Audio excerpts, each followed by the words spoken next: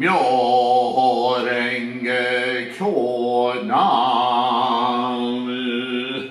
Myoho Renge Kyo Nam. Myoho Renge Kyo.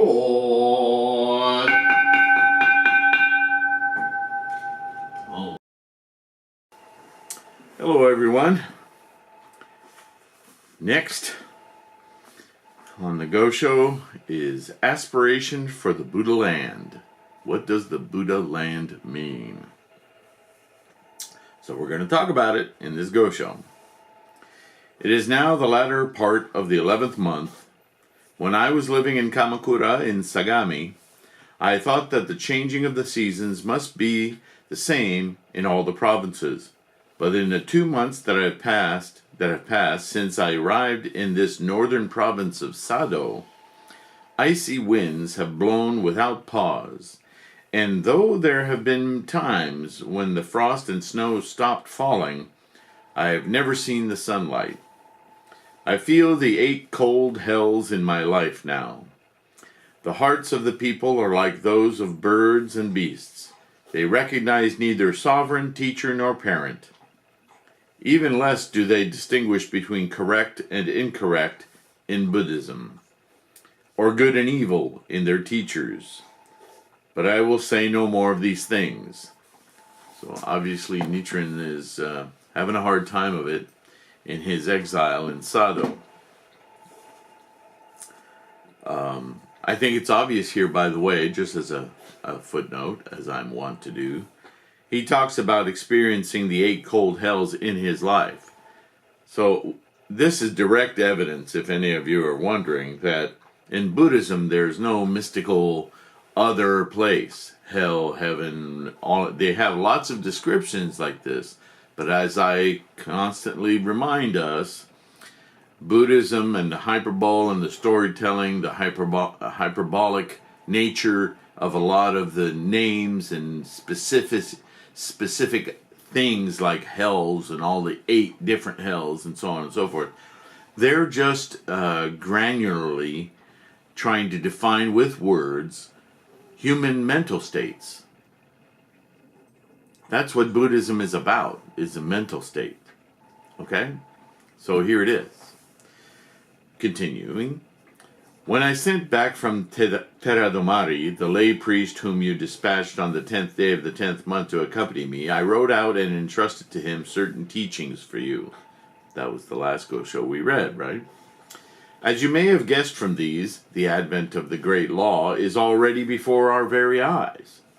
In the 2200 and more years since the Buddha's passing, and in India, China, Japan, and throughout Jampudvipa, the great teacher Tendai said, Vasubandhu and Nagarjuna clearly perceived the truth in their hearts, but they did not teach it. Instead, they employed the provisional Mahayana teachings, which were suited to the times. Tendai and Dengyo commented generally on it, but left its propagation for the future. The secret law, that is the one great reason the Buddhas make their advent, will be spread for the first time in this country. How could Nichiren not be the one who will do this? So there, in this paragraph, is the crux of the entirety of the Nichiren sect of Buddhism. Truly.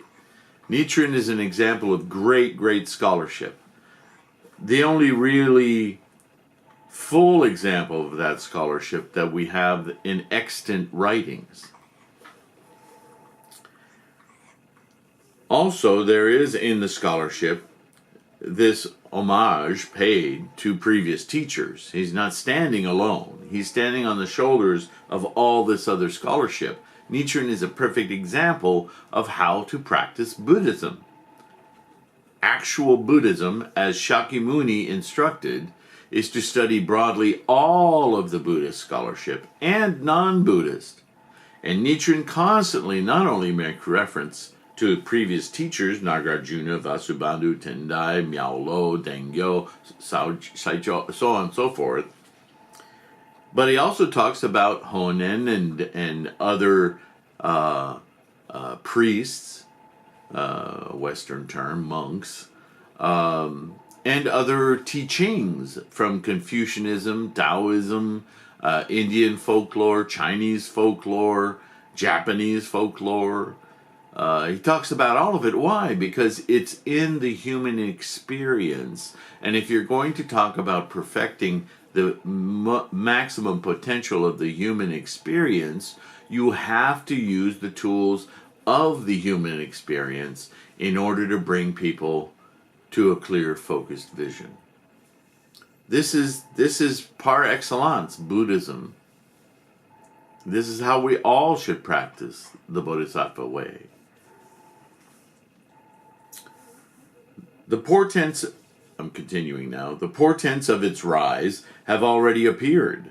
The great earthquake of the Soka era was a major omen of a kind never before witnessed in previous ages, one totally unprecedented in the 12 reigns of the deities. Again, this is local culture and history. The 90 reigns of human sovereigns, references to China, and the 2,200 and more years since the Buddha's passing. The supernatural powers chapter of the Lotus Sutra states because, quote, because after the Buddha has passed into extinction, there will be those who can uphold this sutra.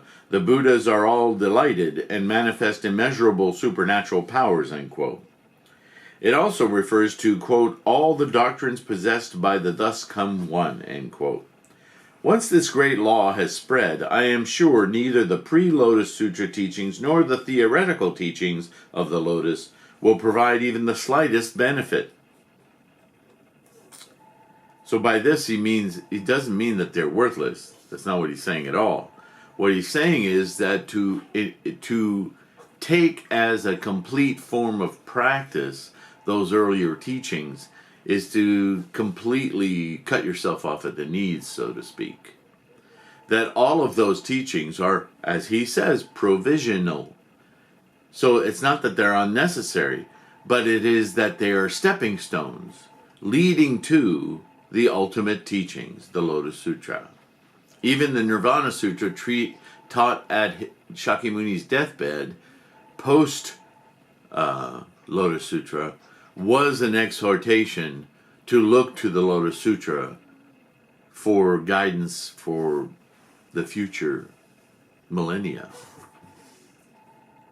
So the Lotus Sutra is the ultimate teaching. Nichiren scholarship continuously proves that out. But that is not at the expense of the others. You must study all of the others. That will deepen your understanding of how important and the proper place of the Lotus Sutra is. We hear this over and over again, right? Okay. So, once the great law is spread, I'm sure the great teacher Dengyo said that when the sun comes up, the stars hide themselves. And the preface written by Tzu Shi says that at the beginning of the latter day of the law, Buddhism will rise in the east and illuminate the west. The law is already appeared. The signs heralding its advent far surpass those of previous ages. When I gave this some thought, I realized that it is because the time has so decreed it. The sutra states, quote, among these bodhisattvas were 4 leaders. The first was called superior practices. It also reads, in the evil age of the latter day of the law, if there is someone who can uphold this sutra, so on and so forth, and, quote, if you were to seize Mount Sumeru and fling it far off, that too would not be difficult. So he's quoting again from scholarship to identify his position in the current day as a bodhisattva of the true law. I would like you to gather and keep in one place the 5 folding notebooks I mentioned to you, which contain essential passages from the complete collection of the scriptures and from the writings, the teachings, the treatise on the great perfection of wisdom. Please make sure that the essential passages from the treatises and commentaries are not scattered and lost, because there is a history of that throughout Buddhism, right? And please tell the young priests that they should not neglect their studies. You absolutely must not lament over my exile.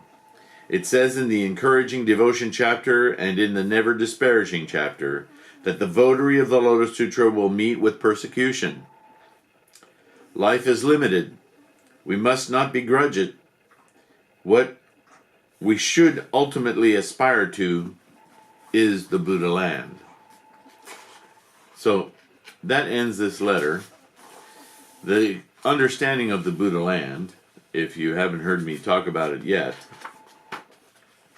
is not, again, as an actual location. It's not a place.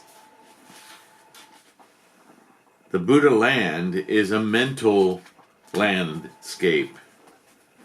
Does that make sense?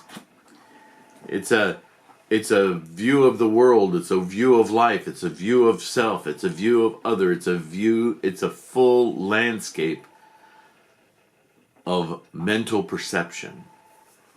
And that Buddha land, that Buddha landscape, that mindscape is free, liberated from attachments, what we would call in Buddhism defilements, because they're defiled because they're manifested and controlled by the monkey mind of desires, cravings, instead of simply being in this exact moment, experiencing everything as it is in that moment. It can't help but be a sense of awe, amazement, and deep appreciation, right? That's the Buddha mindscape. That's the Buddha land. Follow? So this was a brief Gosho, but I'm going to stick to my pattern of just covering one Gosho per video, even though sometimes it takes multiple videos to read and go through a longer Gosho. But I don't want to start mixing them up in the same video so that you can easily find them in the playlist. If you're reading a specific Gosho and you wonder if Sifu Sylvain has espoused on that particular one, I want to make it easy for you to find. And as always, I invite you to write comments, ask questions. You're helping me learn, as well as this is the Sangha. I'll say it again. We are the Sangha. Our discussion, you're watching this video and me talking to you are the Sangha. This is precious. This is how we grow in our practice. So thank you once again. With all of that blah, blah, blah, I will let you go. Keep on studying. I love you guys. You're doing a great, great thing. Namo Myoho Renge Kyo. See you later.